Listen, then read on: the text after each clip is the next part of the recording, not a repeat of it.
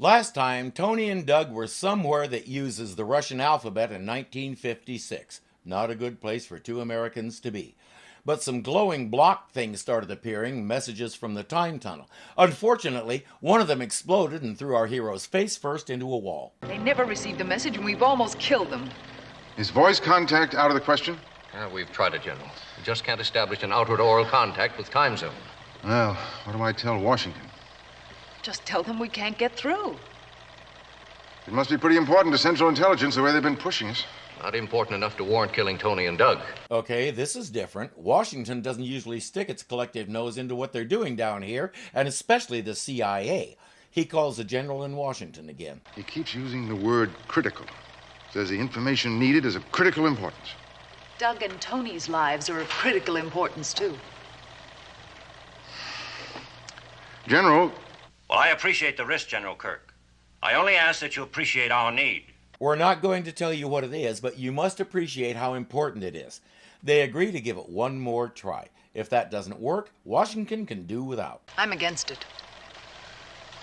General, we do have a chance, without danger to Doug and Tony, if we go back to the parabolic time curve under reduced power. We have a chance if we science the thing with a different sciencey science. Naturally, the old sciencier science does the trick. It's dematerializing. There's a message inside. The message is suitably cryptic. Meet Alexis. June 16th. That's today. Midnight? Midnight, end of Urena Street. There's nothing to do but find Purina Street and go to the end of it. Which one of you is Smith? So Doug gets to be Jones then. These are your identifications. No one gets through the gates of A13 without it. That might mean more to them if they had any idea what A13 is. I don't have to tell you how much the United States wants to get information on Project A13.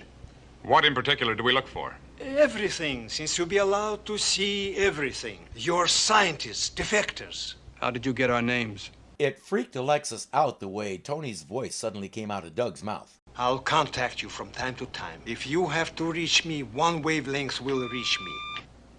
You spend the night at Hotel Cosmopole. You tell the desk clerk one word, Alexis.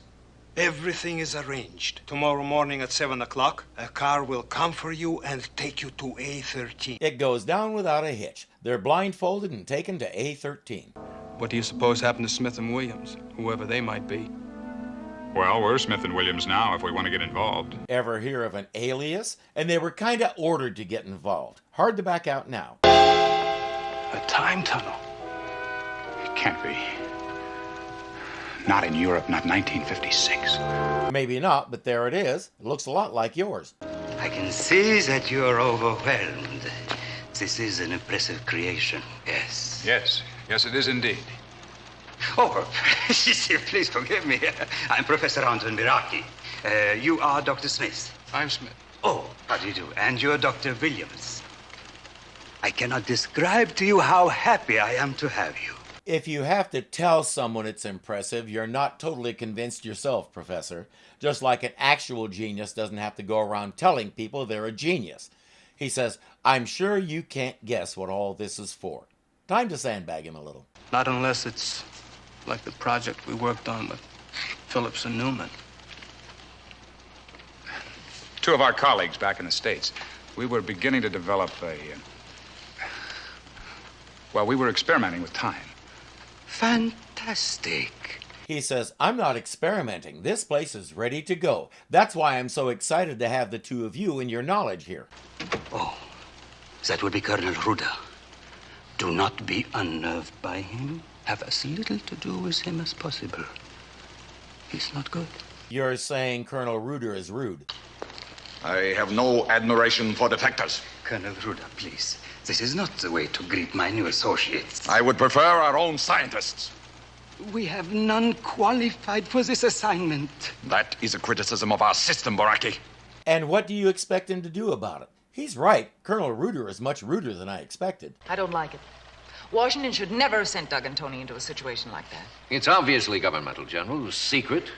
And if they're caught... They're in enough danger just lost in time without our adding to it. Well, they could have told this Alexis fella to get someone else. Like who? Phillips and Newman? The message wasn't an order.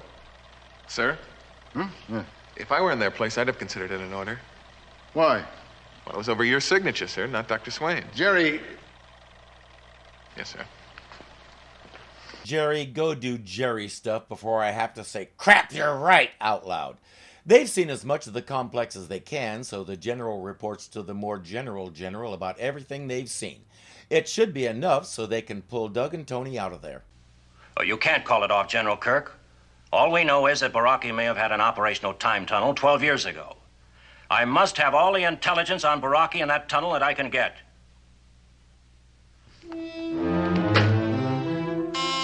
And you are... Send him in. Hello, Professor.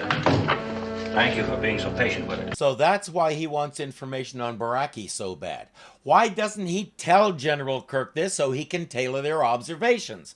It never fails. The higher up you go, the less information you pass down to those who actually need it.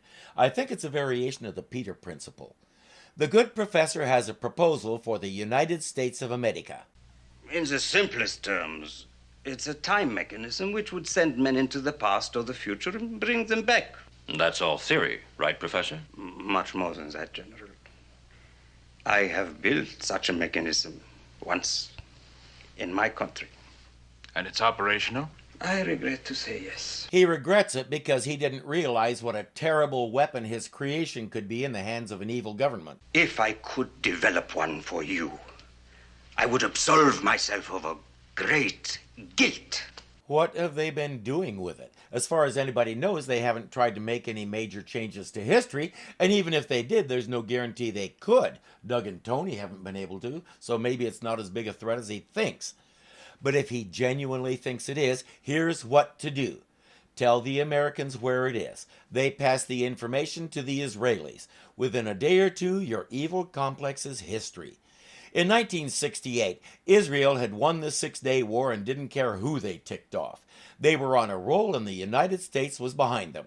Why not do them a favor? It's just Russia. According to what General Parker told me on the phone last night, all of Baraki's statements are consistent with what we've seen in the image area. Well, he could turn out to be a very valuable addition to our staff. There's one thing he said that worries me. What's that? He told General Parker that they did develop the radiation bath. Well, we would have seen it. Well, not necessarily, Anne. They could have added it later. In 1956, Baraki is getting down to business. My capsule. Observe the instrumentation. Please look, gentlemen, please.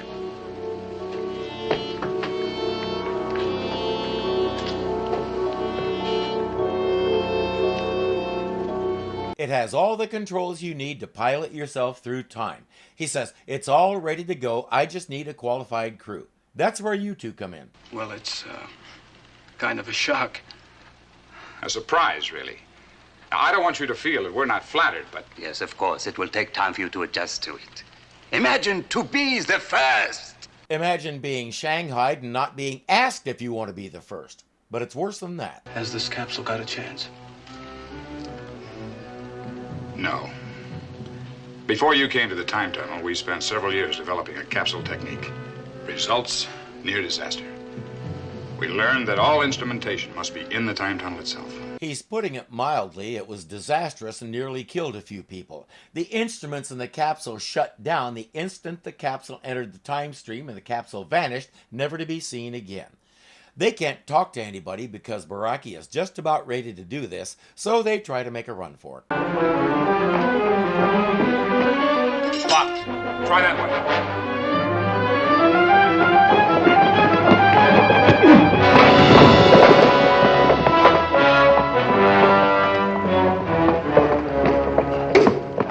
Baraki told them they had the run of the place and they could look around as much as they wanted. All they had to do was walk around as though they're doing that and they might have gotten away. Running made them look suspicious, which of course they were. I often find myself wondering how these two got PhDs unless it stands for phenomenally dumb. It's plain you do not wish to cooperate, but you have already seen too much. So I will arrange for you to leave this installation another way. But much more quietly. Baraki pleads with the colonel and says, I'll take responsibility for them. He tells the boys, you don't need to worry. I've worked out every detail. They know they're doomed if they take a ride in that thing. Hey, what about our contact, Alexis? Oh, if he can help us, now's the time.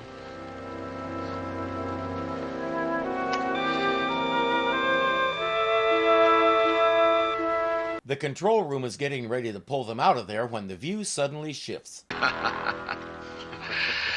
They are afraid of the capsule. Poor little Americans. May I stay to see them off? Oh, yes, of course. But, Alexis... Yes, Colonel. How long have you been working for us? 5 years, Colonel. Alexis is a double agent. Perfect. General Kirk calls Washington and says, we're getting them out of there now. Just then, they completely lose their lock on Doug and Tony.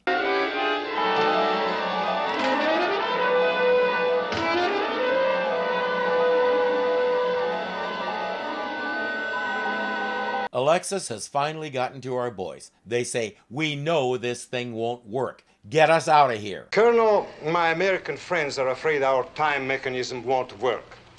They want me to help them to escape. You really are working for them, aren't you? He is paid by your country to do service for us. It saves us an awful lot of money that way. The colonel lets them pound on Alexis and a couple of guards for a bit before he breaks it up. You did not deceive us. We knew from the beginning that you were spies, that you were not defectors. We knew everything. We knew your mission to spy on our time mechanism. You know who we really are? What's the difference what their real names are? Baraki intervenes again. He says, who cares who they really are? They have what I need. Call them Mickey and Donald if you want. Just stop getting in my way. But they could destroy the capsule if they do not operate it correctly. But they will operate it correctly. How can you be sure if you think we're not defectors? Very simply, we true scientists will never destroy a truly great scientific advance. And your lives depend on the proper operation of the capsule. Present-day Baraki is talking about the two American scientists who helped him develop his project. He knew them as Smith and Williams. What happened to them, Professor? Oh, a dreadful accident. I regret to say they were killed. There's a bit of history our heroes might be able to change. Colonel Rood gives the boys a choice. Go in the capsule or go in a box. They'll chance the capsule.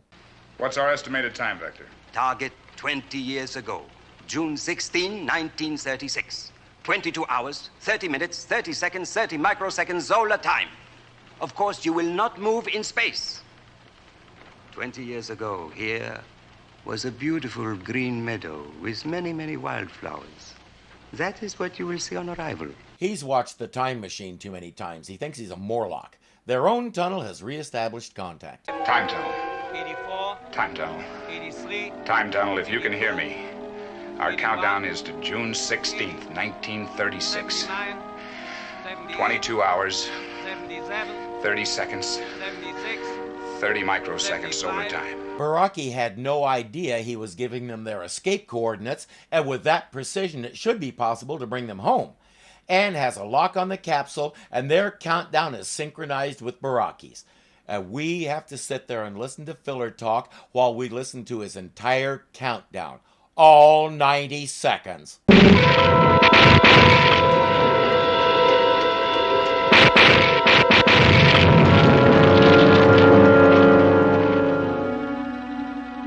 Why isn't the capsule here? Jerry checks their position in time. The capsule is at June 16, 1956. 22 hours, 30 minutes, 30 seconds. 29.9 to infinity microseconds. But not at 30. It hasn't moved at all. It's in limbo. Why haven't we brought it forward? Because of the power exerted by Baraki's tunnel. The two tunnels are playing tug-of-war with it, and Doug and Tony are the losers. They can't survive much longer where they are. Let them go. Reduce power.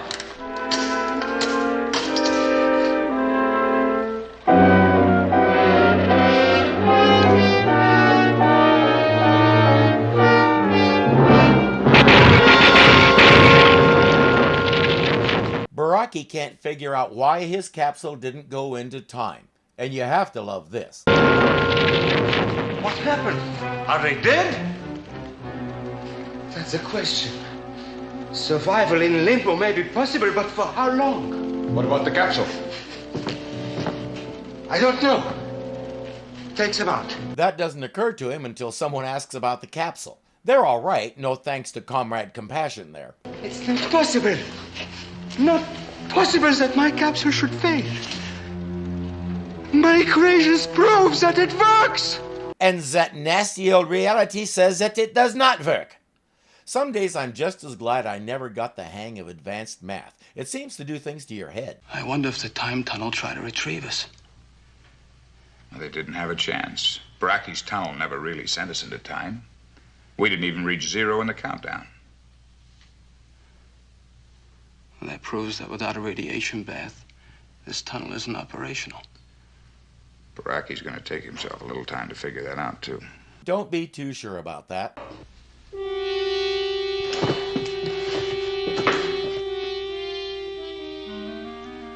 This place is bugged.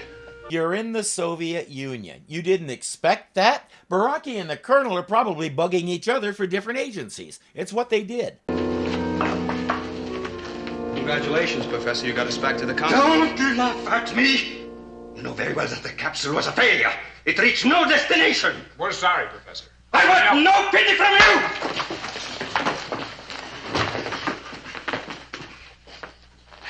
What is the radiation, boss? Oh, and they hit people. They did a lot of that. You idiots, you and your country. It was not easy for me to be kind to you, but I needed your cooperation in the capsule. Now you will get a taste of my real feeling. I will perfect the time mechanism, and we will be the masters of the world! Professor, easily within your lifetime, another man said that same thing. Your country lost tens of millions of people shutting him down. Even then, when I was building the mechanism in my own country, my greatest admiration was for the United States. But what could I do? I was there. Perhaps you can help me make up for that. You do not already have a time mechanism, do you? We're asking questions, Professor, not answering them. But General Kirk has a few answers for the General. We found out something else about him, too. He hated this country with a passion in 1956. And until the contrary is proved, still hates it. As for being a scientist dedicated to the truth is concerned, he specializes in research by torture. Thanks. General Parker sends Baraki on his way for now. He says, it's been very enlightening. We'll talk later this evening. The other Baraki is ready to send Tony and Doug for another trip in the capsule. Or they can explain the radiation bath to him. All right. You see how reasonable I've made them?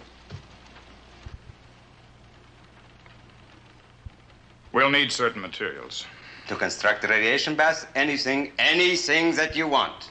How long will it take? Actually, your components are correct. It's mainly a matter of rearrangement. Of course, they know when they finish the project, he's going to put them in that capsule again. But they don't have much choice.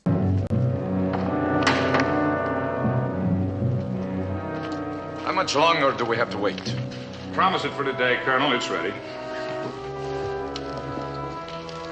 They have refused to explain the theory behind it to me, but once it's in operation, I will get from them everything that I wish. We haven't seen the actual radiation bath that our tunnel uses, but we do know it doesn't involve moving a bunch of electrical plugs around. I think I know what they're doing. Good thing Baraki doesn't. You may activate it any time you're ready. We're ready now. You're clear on how to operate these new controls? Of course. Professor, we want to thank you for giving us this opportunity to test our theory. The countdown of 10 will be enough. You will return if you have done your job properly. They climb into the capsule and wait for the countdown. 3, 2, 1, 0!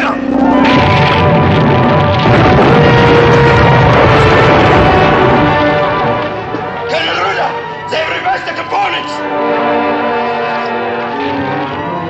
He really didn't think they'd take an opportunity to destroy this thing. Remember when he said this? We true scientists will never destroy a truly great scientific advance. I get the feeling that's a rule he made up, not one that a majority of scientists actually follow.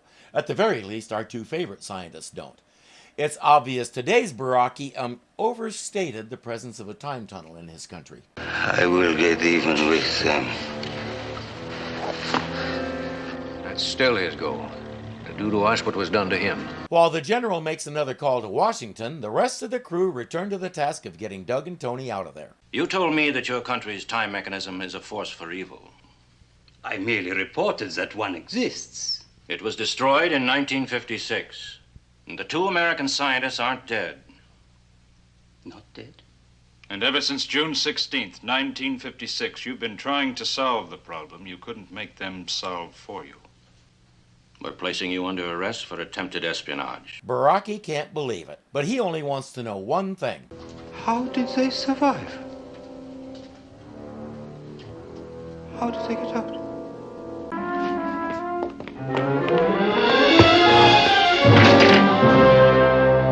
Well, first like that.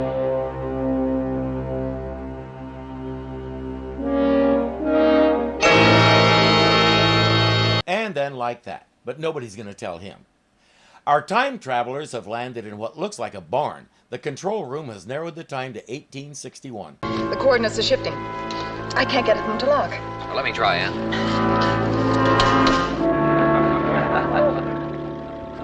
Doug and Tony must be somewhere in that theater. But we just saw them in a barn. Why is that soldier on guard? Or maybe 1865, based on the fact that they watched Lincoln get shot. Are you the man Abner sent from Frederick Bell? Yes, he sent both of us. Good. I'm Matthew Gebhardt. Of course, you know my brother Jeremiah, who was with John Brown at Harper's Ferry. We will kill Abraham Lincoln. But you just did. I mean, you just will. I mean, you just will did. Authorities raid the place. Quick,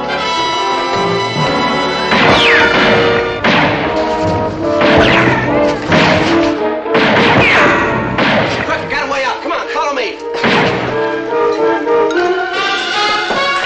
They knock Doug out, but Tony escapes. To be continued. I don't know if Michael Ansari ever felt typecast into this kind of role, but if he was typecast, it was because he was so good at it. I don't think I saw him in any role like this where he wasn't believable. He had that air about him that said, "Don't cross me if you like your limbs attached the way they are." Nehemiah Persoff, Professor Baraki, is easily recognizable from who knows how many things. I know him as the arrogant scientist in Twins. His year of birth is disputed, something I would think he'd be able to clear up. He's still around, apparently still going strong as a painter, and he should know if he's really 100 or only 99.